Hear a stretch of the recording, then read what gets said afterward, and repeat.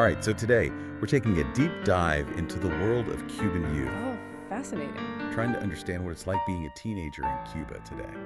Well, you've certainly provided a ton of research and articles for this deep dive. Yeah, we've got a national study on Cuban adolescents, articles exploring their role in society, Right? and even some insights into how they're using technology and navigating relationships. We're talking about a generation really at a crossroads, Yeah, inheriting Cuba's history, but also facing unique challenges in a rapidly changing world. exactly. Whether you're planning a trip, catching up on Cuban society, or just curious, this deep dive is going to give you a nuanced understanding of being young in Cuba today. I'm ready. All right, so let's jump right in with this national study from 2015. Okay. Over 1.3 million Cubans aged 10 to 19 participated, which is mind-blowing. Wow, that's a huge sample size. Yeah, a real statistical snapshot of their lives. That's amazing. One of the most striking findings is that 71.1% of these young people said they're proud to live in Cuba. That's a significant number. What do you think is driving that sense of pride? It makes you wonder, is it just patriotism, or is there something deeper? Right. Well, the study actually breaks it down. Okay. It reveals their pride stems from this multifaceted sense of belonging. Okay. They cited things like the Cuban people's character, social achievements, safety, Interesting. national independence, traditions, culture, arts, religion, even language. Wow, it really is a holistic appreciation for their Cuban identity. Yeah, definitely. So what about their aspirations? What kind of future are they looking towards? Well, over half aim for university and higher degrees. That's great. Medical sciences, no surprise there, top the list of desired professions. Makes sense with Cuba's renowned healthcare system. Absolutely. Yeah. But here's the thing. There's also a significant number expressing apathy towards education. Oh, really? Why would that be if they have such high aspirations? Well, that's where it gets interesting. Okay. While they acknowledge education is important, they also find school, I don't know, kind of boring and lacking practical preparation for real-world challenges. Ah, I see. They're seeing a disconnect between what they're learning and what they need to thrive. Yeah, like they're saying, we want to learn, but make it matter. Right. Show us how this knowledge connects to our future. Exactly. That raises questions about how the Cuban education system can adapt Hmm. to better equip these young minds for the future, Yeah.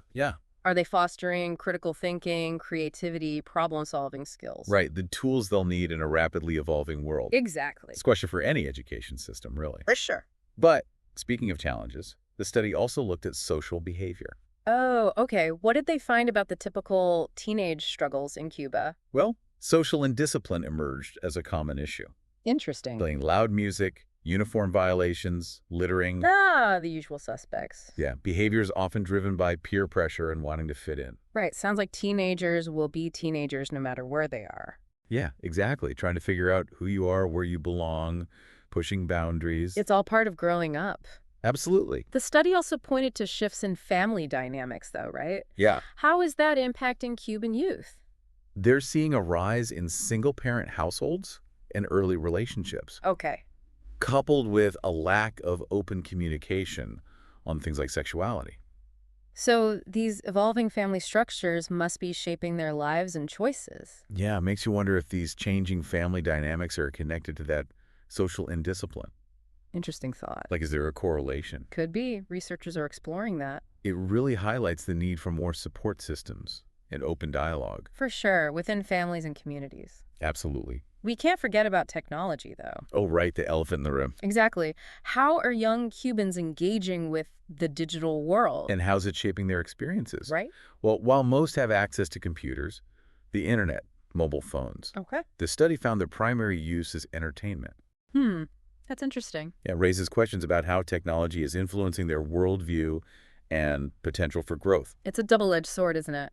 Definitely. Access to tons of information and connection, but also potential for isolation and limited perspective. Exactly. It's all about balance.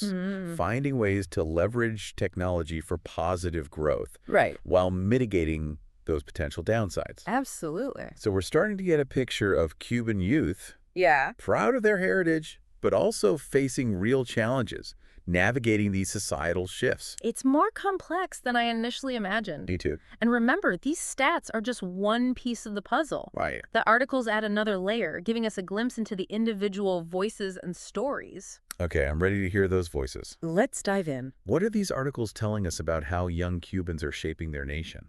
These articles really showcase Cuban youth as this dynamic force for change. So it's more than just youthful idealism. Yeah. They're actually making a real impact. Oh, absolutely. Like what?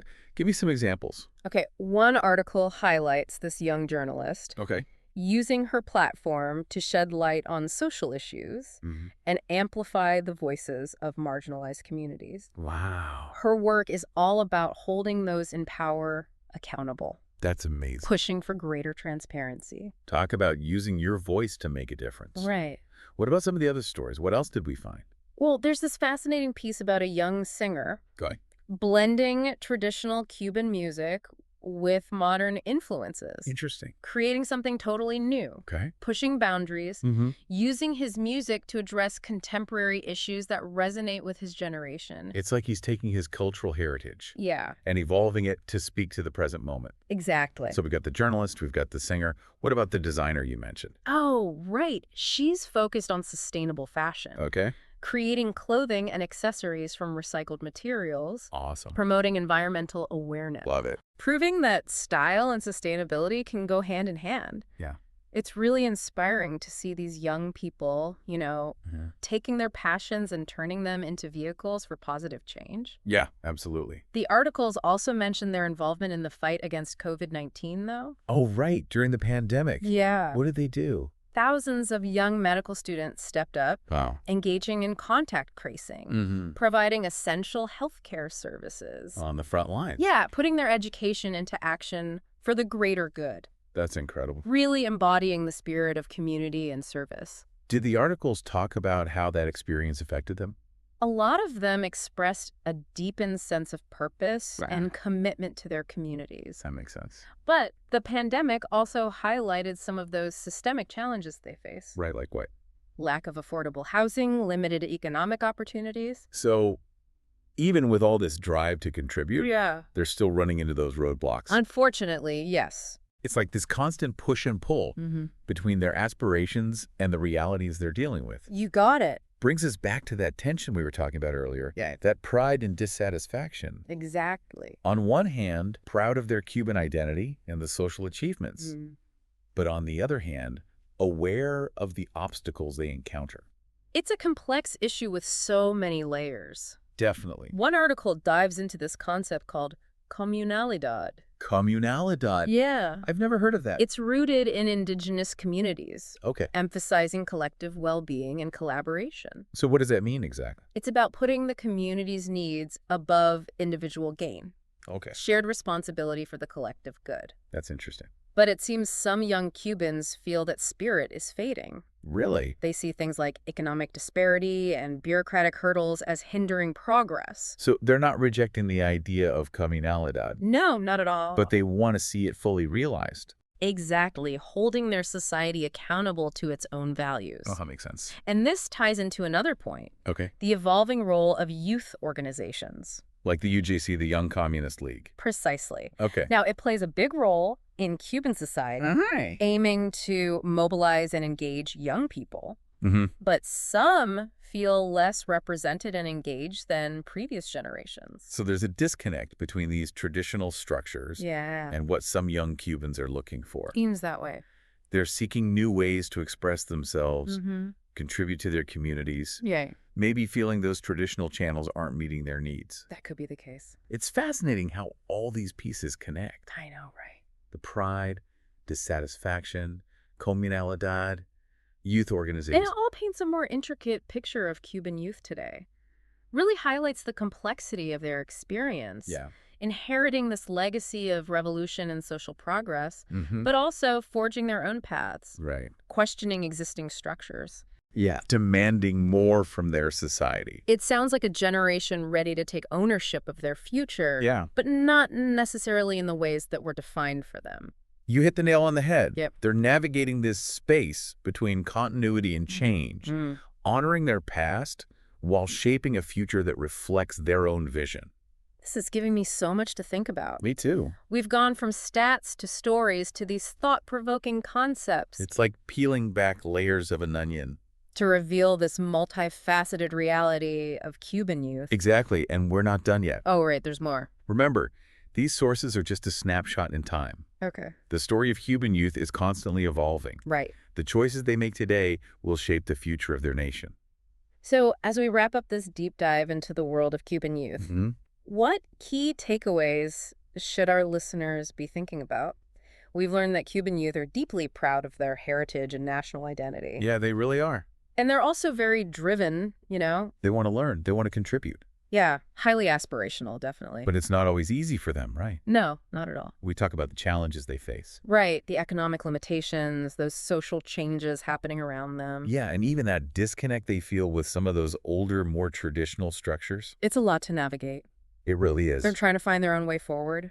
It's a journey full of hope, but also tension, that's for sure. Yeah, that tension between pride and dissatisfaction. That really stood out to me. Yeah, it's a powerful theme that emerged. It's like they're in this in-between space, Exactly. honoring their past, Yeah. but also longing for something more. They're the inheritors of a revolution, you know? Right. But they're also living in a world so different from their parents' or grandparents' experiences. It's like they're figuring out what it means to be Cuban in the 21st century. Exactly, grappling with these questions of identity and purpose. And technology plays such a huge role in how they're figuring it all out. Oh, absolutely. It's a huge factor. It gives them information, exposes them to different perspectives.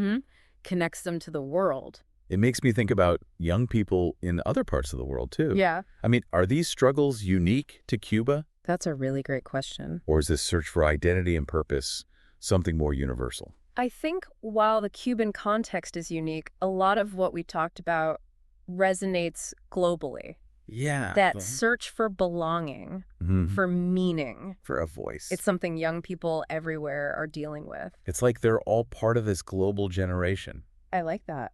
Connected by shared experiences, aspirations, even as they face their own realities.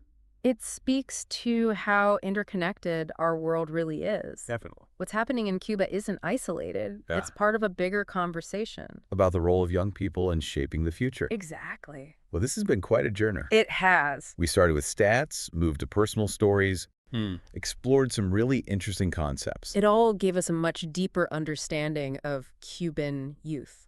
And I think we only scratched the surface. No, absolutely. So, to our listeners, I encourage you to check out the sources we used. Yeah, dive in. Seek out even more perspectives. There's always more to learn. Pay attention to those little details. To contradiction. The individual voices. That's what makes this generation so vibrant. Because understanding their world is key to understanding the future of Cuba.